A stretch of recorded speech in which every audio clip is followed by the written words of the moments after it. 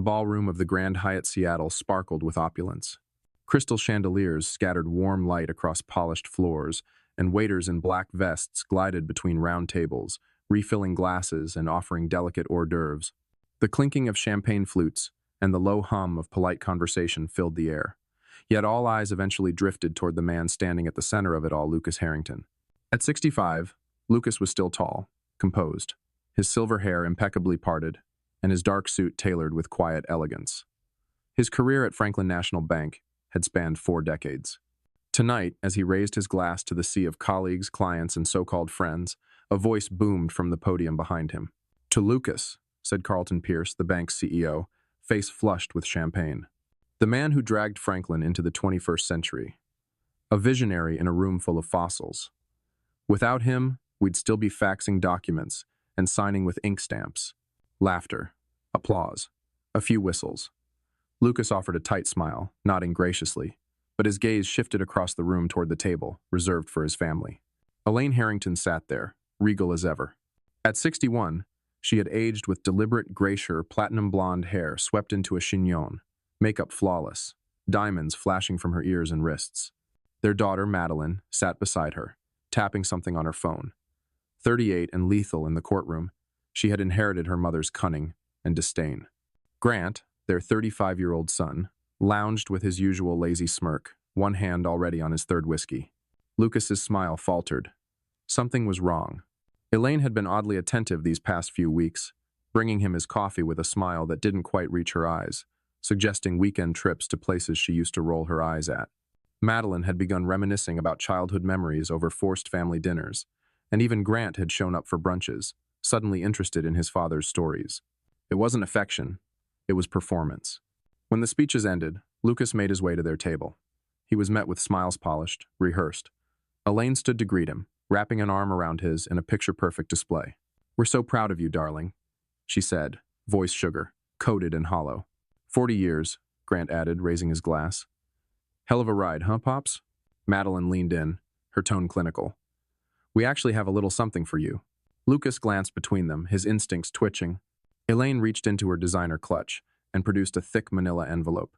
She slid it across the white tablecloth like a contract waiting to be signed. Lucas stared at it. "What's this?" "A gift," Elaine said. "A chance to start fresh." "Go ahead," Madeline said, her phone angled just so. "Open it." He did. Inside, divorce papers, asset transfer authorizations, pension dispersal documents, all filled out, all ready for his signature. Lucas looked up slowly. No one flinched. "We thought it would be best to do this quickly," Elaine explained, crossing one elegant leg over the other. "No need for drawn-out drama. Everything has been taken care of." "You'll still have the condo," Madeline added, "at least until we finalize the sales." Grant chuckled. "We even set up a transfer schedule so you don't have to worry about the pension stuff. Just sign and enjoy. I don't know, a trailer in Arizona?" Lucas didn't speak. He reached into his jacket and pulled out a Mont Blanc pen black lacquer, gold trim, a gift from Elaine on their 25th anniversary. He uncapped it slowly and signed. One page, then another, calmly, deliberately. He recapped the pen and tucked it back into his breast pocket. "Understood," he said, folding the documents and sliding them back toward Elaine. Madeline smirked. "That's it? No outburst? No speech?" "You made it easy," Lucas replied. "Well, we figured we'd help you start your new chapter," Elaine said, already thumbing through luxury travel listings on her phone. "The kids and I, we have our own plans." Lucas rose from the table. "I'll have my things cleared out by morning." "That would be best," Elaine said, not looking up. Lucas walked away from the table and out of the ballroom. The applause had returned behind him. Carlton was thanking guests. Music was playing, but he heard none of it. Outside, Seattle's night air was cool against his skin. He paused beneath a street lamp, watching the soft halo of light on the sidewalk. The hotel valet asked if he needed a ride. Lucas shook his head. He walked. Not home. Not to the condo Madeline had so generously let him keep. No, Lucas headed for an address in Ballard, a modest, unassuming building registered under a shell company. As he entered the unit and locked the door behind him, the masks fell away. The warmth in his eyes extinguished. His fingers, steady during dinner, now moved with sharp precision.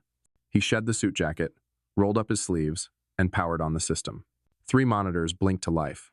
Encrypted drives, backup credentials, tunnels, proxies, firewalls. A plan, 15 years in the making, stirred awake. He had always known this day would come. Back when he found Elaine's messages to Thomas Beckett, their financial advisor and supposed family friend Lucas had chosen silence, not weakness, strategy. They thought he was just a banker. They never knew about his past before finance, about his time in Army intelligence, about the years he spent understanding systems, building counter-systems, learning how to disappear in plain sight. Now they would learn. Lucas opened a terminal window and typed a single command, protocol. In it, the screen blinked once. Access granted. The game had just begun. 3 days later, Elaine Harrington awoke to the silence of an empty house. The coffee machine hadn't brewed. Lucas's side of the closet was vacant. His phone charger, cufflinks, shaving kit all gone. She checked the garage. His sedan was missing. At first, she smiled. He's just being dramatic, she thought, taking a little solo trip to sulk. But when she called his number and it went straight to voicemail, not even a ring her chest tightened. Downstairs, Madeline sat at the kitchen island, scrolling through her phone. Grant was nursing a hangover, his hoodie hood pulled over his head. "Anyone heard from Dad?" Elaine asked casually, pouring herself a glass of orange juice. "Nope," Grant mumbled. "You kicked him to the curb. Maybe he's hitchhiking to Mexico." Madeline glanced up. "I tried texting him last night. No response. But his LinkedIn is still active. His work profile just vanished, though, completely." Elaine frowned. "What do you mean, vanished?" "I mean scrubbed. His name's been removed from Franklin Bank's website. Even the press release about his retirement is gone." Elaine set the glass down, her hands suddenly clammy. She logged into their joint checking account on her phone. Balance, $0. "What the hell?" she whispered. She tried the savings account, also zeroed out. Her platinum card was declined when she attempted to order groceries. She checked the mortgage only, to find that their family estate, supposedly paid off years ago, had a second lien attached. Payments were 3 months overdue. Her breath quickened. This has to be a mistake. Maybe the accounts were merged for some tax thing? "No way," Madeline said, standing now. "He wouldn't just touch everything without a paper trail." Elaine turned to her. "You're a lawyer. Fix it." Madeline shot her mother a look. "That's not how this works." Grant grabbed his phone and started calling his manager at the sports betting firm where he worked as an analyst. After 2 rings, the call dropped. He tried again. Voicemail. "Something's wrong," he said, suddenly sober. Then came the first knock. A courier in a gray uniform handed Elaine an envelope and left without a word. Inside was a single sheet of paper. "You thought you were writing the final chapter. I was only finishing the preface. L." Elaine dropped it like it was on fire. "Is this a threat?" she asked. "What the hell is going on?" Madeline grabbed her laptop, fingers flying across the keyboard. "I'm checking the county records." "Why?" Grant asked. "Because the house might not even be ours anymore." Elaine's phone buzzed. It was Jared Lynn, their family accountant. Her fingers shook as she answered. "Jared, finally. We have a situation." "Elaine." His voice came low and tight. "Where is Lucas?" "I don't know. That's what I'm trying to figure out. He just liquidated every asset under the Harrington umbrella. Every trust, every rollover account, every retirement portfolio. Gone." Elaine's vision narrowed. "Gone where?" "I don't know. The transfers were staggered through at least 14 shell entities. I only caught the last 3 because the IRS flagged the movement patterns." Madeline stared at her mother. "He planned this." "He wouldn't, couldn't," Elaine snapped, suddenly furious. "Think," Madeline snapped back. "He was in military intelligence before banking, remember? You never thought it mattered. But maybe it did." Grant's phone buzzed. He looked down, face blanching. "Guys, I just got fired." "What?" "My company said there's evidence I've been embezzling money through their rewards program. They've frozen my accounts and reported me to federal investigators." Elaine reeled. "That's not possible." Madeline's laptop dinged. She read something silently for a moment, then looked up. "Oh my God. What now?" "He transferred the deed of this house to a holding company. 6 months ago. We've been squatting in our own home." The room plunged into silence. Then, another knock. This time, it was a courier with 3 identical packages. Inside each was a leather-bound folder containing individual files. Grant's had a copy of a casino wire report, screenshots of his encrypted betting accounts, and evidence of siphoning client funds. Madeline's included court documents, timelines, and emails, linking her to withheld evidence in 3 separate cases. Elaine's folder had mortgage fraud, falsified signatures, and most damningly, a transcript of her phone call with Thomas Beckett, detailing their plan to access Lucas's pension after the divorce. A small note was attached to each. I knew, all of it, for longer than you think. L. Grant stared at the documents, hands trembling. He's framing us. No, Madeline whispered. He's exposing us. Elaine sat down hard on the marble stool. Her phone vibrated again. This time, it was Thomas. I'm in trouble, he said without greeting. SEC just opened an audit on my firm. Someone sent them internal documents I haven't looked at in years. There's no way he got those. Are you saying Lucas hacked you? I'm saying he knew everything. For years. Elaine closed her eyes. He's trying to ruin us. No, Madeline said again. He already did. Deep in a nondescript building on the edge of downtown Denver, Lucas Harrington sat in a minimalist office, surrounded by softly humming servers and a curved desk of monitors casting a blue glow across his lined face. He had just finished watching the courier camera footage, Elaine's hands trembling as she read the note, Madeline's eyes narrowing in disbelief, Grant's pallor draining with each new page. Perfect. Lucas tapped a key. One of the monitors flickered to a new screen lines of code, and a command line interface blinking in readiness. A folder titled, Beckett, trigger opened. Inside were terabytes of data. Email threads, offshore transfers, falsified ledger evidence, spanning over a decade of Thomas Beckett's financial misconduct. Lucas took a breath. His fingers hovered over the enter key, then pressed down. Within seconds, the files were encrypted, split, and routed through 4 VPN layers to a secure drop site monitored by the Securities and Exchange Commission. It had begun. 2 hours later, in a glass high-rise on the 27th floor, Thomas Beckett sat behind his polished mahogany desk, oblivious. His secretary knocked once, then burst in. Mr. Beckett, federal agents. They have a warrant. Thomas barely had time to stand before 3 SEC agents filed in, one already flipping open a binder of exhibits. The screen behind him lit up, unprompted, displaying a live upload of damning spreadsheets and documents he thought he had destroyed years ago. Someone's been very thorough, one of the agents murmured. Thomas's mind reeled. Lucas. It had to be him. In a separate command window, Lucas cued the next sequence. This time, the folder was labeled Grant, Hotel Wire. The file inside was even simpler. A whistleblower report addressed to Grant's employer, accompanied by evidence showing how Grant had funneled company loyalty points into personal crypto wallets, covering online gambling debts. Lucas clicked send. Grant Harrington sat in a bar in Bellevue, nursing his 4th drink and trying to ignore the vibration of his phone. But when his manager called again, he finally answered. Grant, are you at your desk? I'm off today. Why? There was a pause. You need to come in. Now. Look, you're being placed on immediate leave. Compliance flagged multiple transactions. We're contacting law enforcement. Grant froze. What? I didn't. But the line had already gone dead. His phone buzzed again. This time, it was his crypto wallet. Account frozen due to suspicious activity. His hands began to shake. Madeline Harrington was in court when she received the call from the Washington State Bar Association. Her assistant waved her over during a break. They want you in for an emergency review this afternoon. Madeline's expression didn't change. Why? They didn't say. But she knew. Back in her office, she found a courier envelope waiting on her desk. Inside, printouts of 3 case files, handwritten notes, highlighted statements she had redacted from the defense. Her stomach flipped. Someone had access to her secure folders.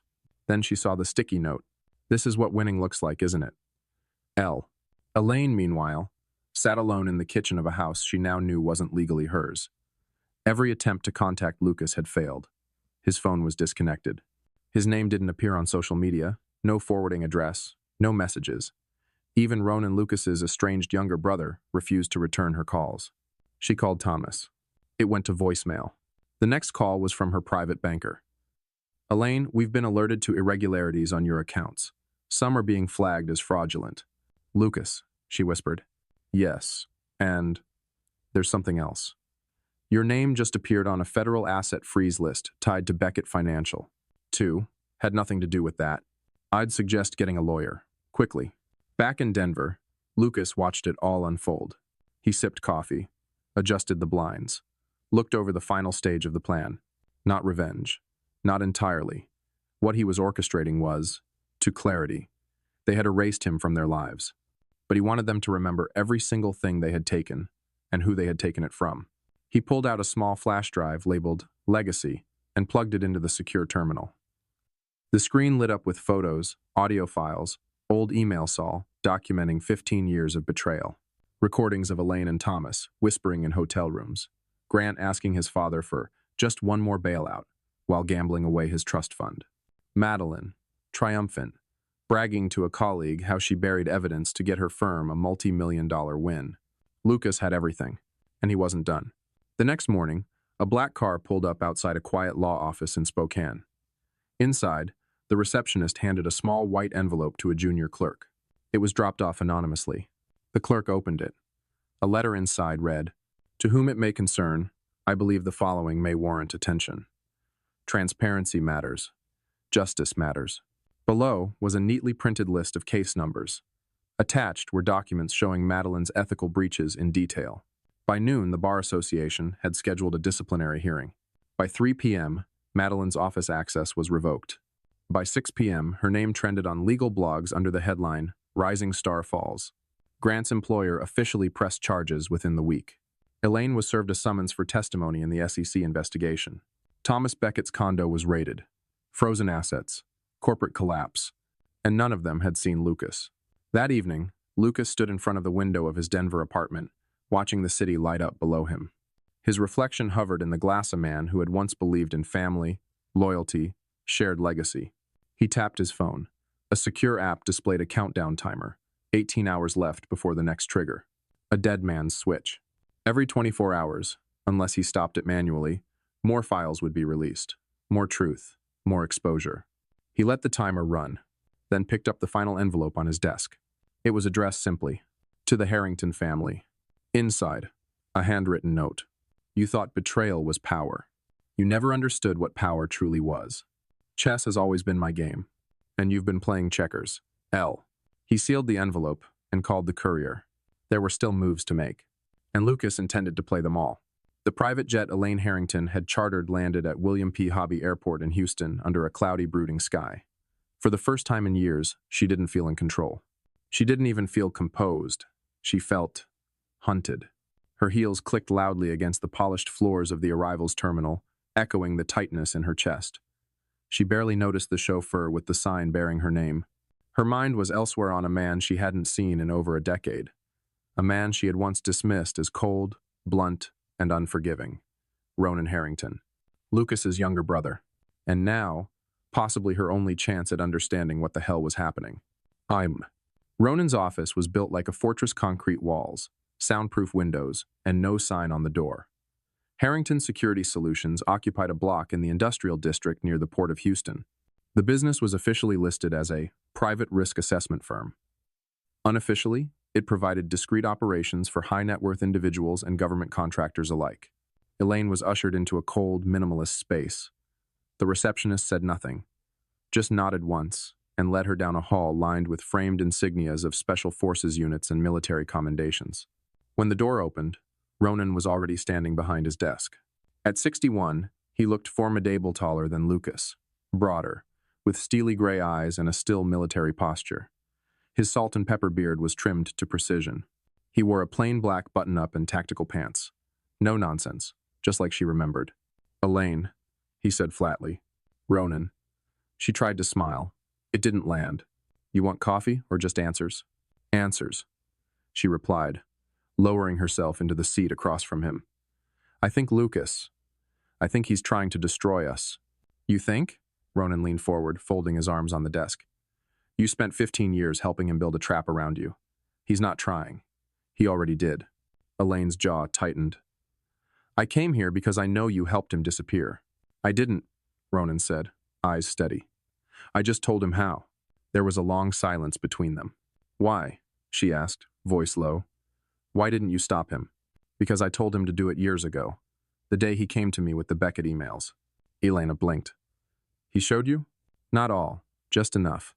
Just enough for me to realize he'd figured out what was happening, and that he still loved you enough not to walk away yet." I I thought he forgave me. No, Ronan said bluntly. He observed you. He studied you. Then he waited. Elaine's voice cracked. Waited for what? For you to make the first move. And you did. Retirement night. Envelope on the table. Remember? She did. All too clearly. But he's a banker, she whispered. He's not capable of this level of... Lucas was Army intelligence. Black budget work in Kosovo, Berlin, Jakarta. Before he ever set foot in a bank, he dismantled insurgent cells without firing a shot. The man could disappear 5 people and rewrite your firewall without raising his voice. Elaine stared. Why didn't I know that? Because he didn't want you to. Ronan stood and crossed to a small cabinet, retrieving a single file. He dropped it in front of her. Photos, charts, surveillance shots, documents, all of Lucas. In the last year alone, Ronan said, he created 4 new identities, 5 new companies, and purchased property in 3 countries. Every move he's made was calculated to the hour. Elaine flipped through the photos. Lucas in Prague, Lucas in Buenos Aires, Lucas in Montana. Why didn't you tell me? Because I'm not on your side. Her head snapped up. Excuse me? You used him. You used my brother like a foundation stone, then tried to discard him once you built your empire on his back. I loved him. No, Elaine. You loved the life he gave you. There's a difference. Her hands trembled as she closed the file. So what now? He's going to destroy everything? He already has, Ronan said simply.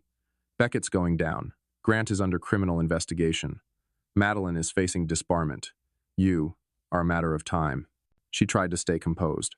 Then why are you meeting with me? Because I wanted to see your face. To see if you finally understand who Lucas is. Elaine's lips quivered. I thought I did. You never did. She stood slowly. I want to speak to him.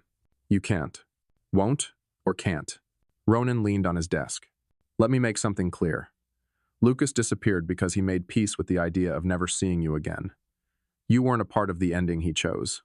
That's not punishment. That's liberation. Elaine stared at the door, refusing to cry. You think this is revenge? She asked. Ronan shrugged. Number, if Lucas wanted revenge, you'd be in a courtroom or a jail cell. He doesn't want to punish you. He wants to erase you. Welt. Back in Seattle, Madeline stared at her inbox. 10 rejection letters in 3 days. Every firm she applied to had suddenly discovered ethical concerns.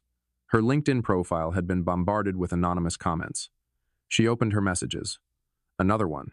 Just 4 words. Do you still win? She closed her laptop and reached for a bottle of wine.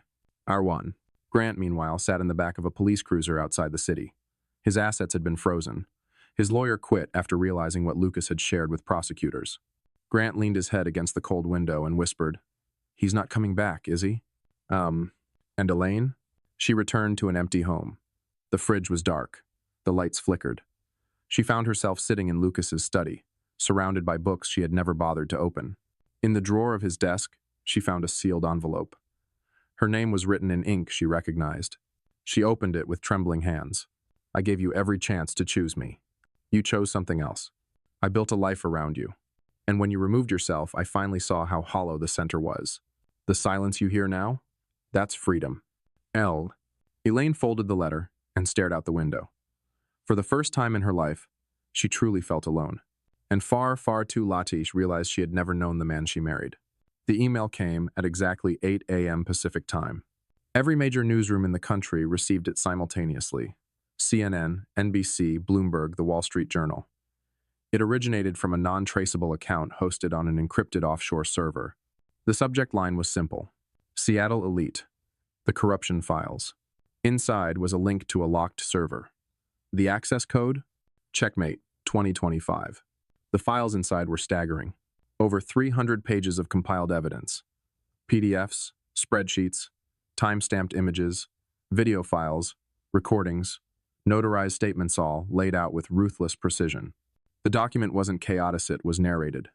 It followed a story arc, a betrayal, a retirement, a calculated response.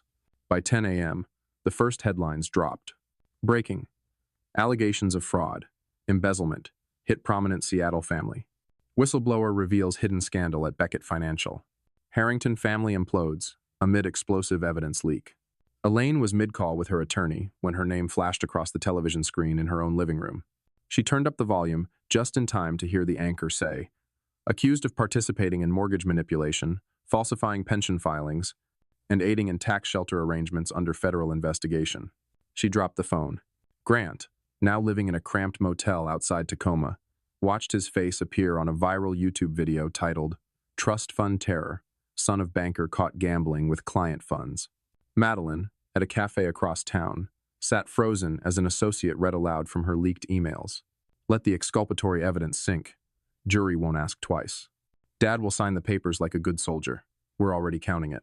In a rented ballroom at the Astoria Plaza downtown, Elaine, Grant, and Madeline had gathered under the assumption they were attending a settlement negotiation in Olive Branch offered by Lucas through a third party. The moment they stepped out of the elevator, they knew they'd been deceived. Cameras flashed. Reporters yelled their names. Microphones were shoved forward. Flashes exploded like gunfire. Miss Harrington, how long have you known about the pension scheme? Mr. Grant, did your father fund your crypto addiction? Madeline, do you deny fabricating case outcomes? They tried to turn back, but a wall of private security guards blocked the exit comm suited, with earpieces, paid by Lucas. Inside the conference hall, a massive screen came to life. The lights dimmed. There was no host, no spokesperson, only a voice. Lucas's voice. Calm, clear, undeniable. At my retirement party, my wife and children handed me a folder. Inside were divorce papers and asset transfer documents. My pension, they said, was no longer mine. I smiled, signed everything, and walked away. They thought I was defeated. They didn't know I had been preparing for 15 years. The video that followed played like a documentary professionally edited, perfectly timed. It showed screenshots of text messages between Elaine and Thomas Beckett dating back over a decade. Wire transfers to accounts in the Cayman Islands. Video of Grant entering a casino using false credentials. Madeline in a deposition, signing off on a case file missing exonerating evidence. Audio clips of dinner conversations. Whispered schemes. This wasn't vengeance, Lucas's voice continued. This was truth. Undeniable, unavoidable, inescapable. The final clip was a hidden recording from the night of Lucas and Elaine's 25th anniversary. Elaine's voice, soft and smug. He's smart enough to make money, but not smart enough to hide it from me. The room fell into silence. Then chaos. Elaine stood, fists clenched. Turn this off. But the doors were locked. The guards unmoving. Reporters began broadcasting live. Grant tried to yell above the noise. None of this proves. Sit down, Madeline snapped. It's over. Now. At that very moment, Lucas was 4,000 miles away, watching the live stream on a laptop from a private cabana in Santorini. A cocktail rested on the table beside him, condensation sliding lazily down the glass. He wore a linen shirt, sunglasses, and the calmest expression of his life. Ronan sat across from him. They saw it, Ronan said, handing him a local newspaper. Front page. Lucas nodded. They needed to. Any regrets? Lucas took a slow sip. Only that I waited so long to start playing my own game. End. Back in Seattle, the fallout accelerated. Thomas Beckett was arrested the next morning. Grant was subpoenaed. Madeline was disbarred within a week. Elaine's name trended nationally for all the wrong reasons. Public opinion was vicious. Headlines labeled them everything from the Seattle Syndicate to Family of Fools. Lucas, meanwhile, remained unreachable, until the press received one final message. I am not a victim. I am not a villain. I am a man who saw clear far too late what was standing beside him. And then, finally, I stepped away. This is not revenge. This is resolution.